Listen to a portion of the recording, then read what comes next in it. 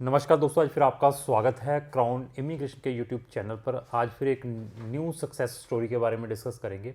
Recently एक और crown immigration का आज ही वीज़ा आया है। कंट्री का नाम है लाटविया, स्टूडेंट वीज़ा। लाटविया के रिज़ल्ट्स भी वीक प्रोफाइल वालों के काफ़ी ख़राब भी गए हैं, मैंने पिछली वीडियोज़ में भी बताया था। पहले इस प्रोफाइल के बारे में डिस्कस करेंगे। इस बच्चे ने 12th की हुई है नॉन मेडिकल से, आई थिंक 2019 में, और इसके जो परसेंटेज है 61 या 62% है इसके 12th में। और IELTS भी किया हुआ है, उसमें IELTS में 5.5 बैंड थे। और बहुत ही इंटरेस्टिंग केस है। ये दो फ्रेंड मेरे पास आए थे, दोनों मतलब जिगरी जार थे, मतलब स्कूलिंग इन्होंने इकट्ठे की हुई थी। ये आई थिंक जलंधर जहाँ हुशियारपुर डिस्ट्रिक्ट के हैं।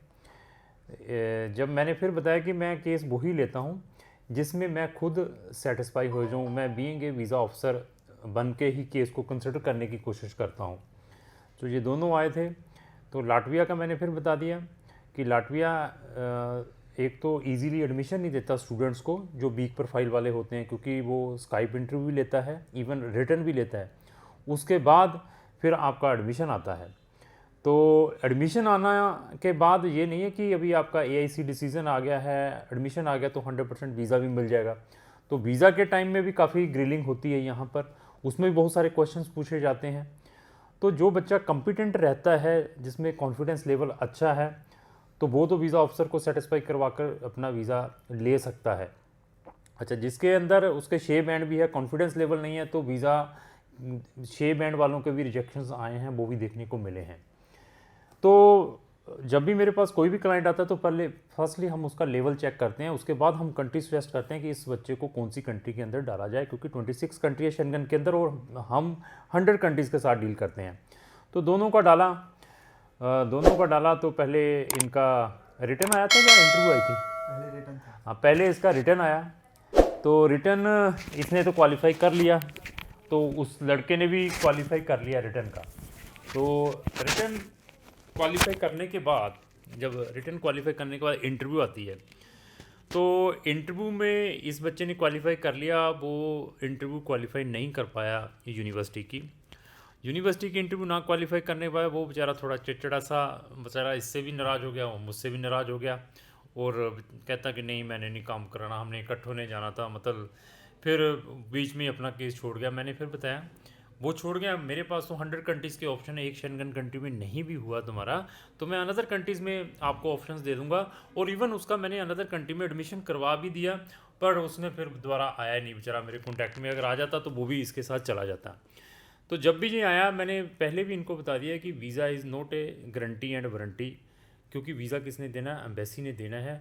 आपकी कंपिटेंसी और आपका जो कंसल्टेंट है वो कितना कंपिटेंट है, उन दोनों का कोऑर्डिनेशन बहुत इंपॉर्टेंट है। आपका कंसल्टेंट को मालूम नहीं है कि कौन सी यूनिवर्सिटी और कहाँ पर डालना है वीज़ा, तो आपको रिजेक्शन के सामना करना पड़ सकता है। इवन मैंने एक यूनिवर्सिटी के बारे में बताया था, इस्मा के बारे में, लाटविया में। अभी भी मेरे पास 5-6 बच्चों के कॉन्टैक्ट्स हैं, they are contacting me. Even उन्होंने लाटविया के अंदर एक सेमेस्टर भी पढ़ लिया हुआ है इस्मा के अंदर, और उसके बाद भी उनको वीज़ा रिफ्यूज़ल्स इस साल बच्चों को मिले हैं सितंबर में। अभी उनका रिफ़ंड नहीं आ पा रहा है, कहते हमारा कोई रिप्लाई नहीं कर रही वहाँ की वो यूनिवर्सिटी।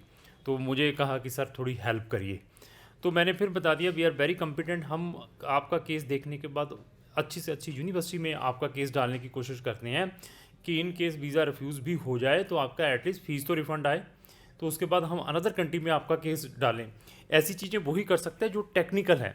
तो ये वीज़ा की कॉपी भी मैं दिखा देता हूँ। ये वीज़ा अभी बच्चे का आ चुका है और बच्चे से भी हम डिस्कस करेंगे कि हमारा इनके साथ कैसा एक्सपीरियंस रहा है।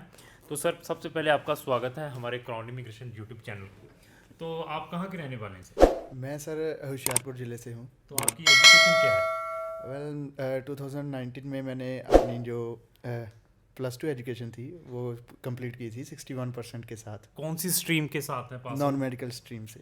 तो आपने IELTS भी किया है? ऑफ कोर्स मैंने उसमें मेरे ओवरऑल 5.5 बैंड थे। ठीक है। तो आपका कौन से यूनिवर्सिटी में एडमिशन हुआ है? त्रिविया यूनिवर्सिटी में हुआ है।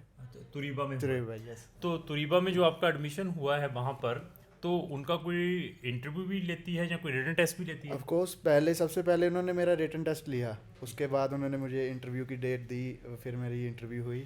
तो इंटरव्यू में क्या जनरली पूछते हैं? जनरली सर उन्होंने फर्स्ट ऑफ ऑल मुझसे पूछा कि लाइक अपनी इंट्रोडक्शन बताओ, फिर उसके बाद उसने कुछ कंट्री के बारे में पूछा, स्टडी के बारे में पूछा, थोड़े जनरल क्वेश्चन थे, ऐसा कुछ नहीं था। वो ज़्यादातर देख रहे थे कि ये जेन्युइन स्टूडेंट है कि नहीं। ठीक है।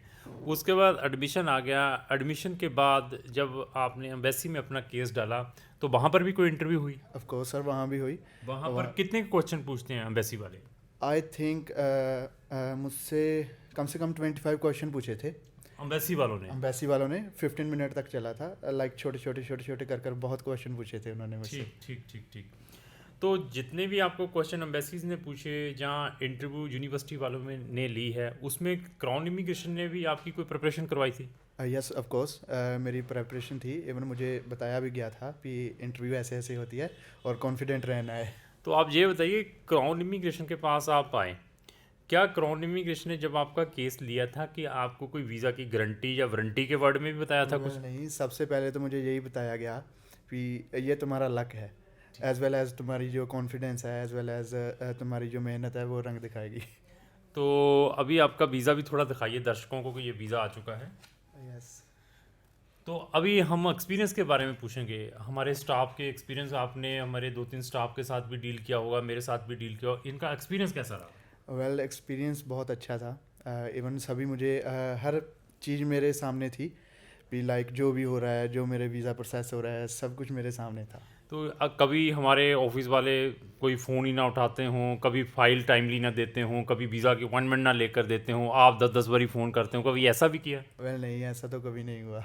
तो आप बाकियों को कोई रिकमेंड करना चाहेंगे कि क्राउन इमिग्रेशन का वालों से मिलो, जहाँ अगर आपका कोई वीज़ा रिफ्यूज़ है, जहाँ आपने फॉरेन कंट्री में जाना है, तो आप रिकमेंड करेंगे? यस ऑफ कोर्स, मैं तो कहूँगा यहाँ पर आओ, इवन बहुत हेल्पफुल है यहाँ पर। ठीक है। दूसरा ये बताइए, अभी एक तुम्हारा दोस्त तुमसे रूस गया है, यस सर। तो उसको भी मैं इस वीडियो के थ्रू बताऊंगा। देखिए, हर एक चीज़ जो है वो आपके कर्मा के ऊपर डिपेंड है, आपके एफर्ट्स के ऊपर डिपेंड है। ऐसा नहीं है कि आप एक बार गिर गए और खड़े नहीं हो पाएंगे। फेल्यूर के बाद ही सक्सेस होता है। पेशेंस चाहिए। अगर पेशेंस है तो you can achieve the word. अगर पेशेंस है, इम्पेशेंस है, तो फिर आप ज़िंदगी में कभी कामयाब नहीं हो पाएंगे। तो मेरी हाथ जोड़ के रिक्वेस्ट है, अगर फ़ॉरेन में नहीं भी जाना कोई प्रॉब्लम नहीं है, तो एटलीस्ट अपने फ्रेंड के साथ तो कंटिन्यू रहो। ये ना हो कि क्राउन वालों ने इनको भेज दिया, आपको नहीं भेजा है, तो उसके कारण आप इससे भी रुस जाओ। तो आप प्लीज़ अपने दोस्त के साथ अपनी जो कम्युनिकेशन है उसको कंटिन्यू रखें। तो लास्टली आपका थैंक्स सर हमारे चैनल के ऊपर। Thank you sir.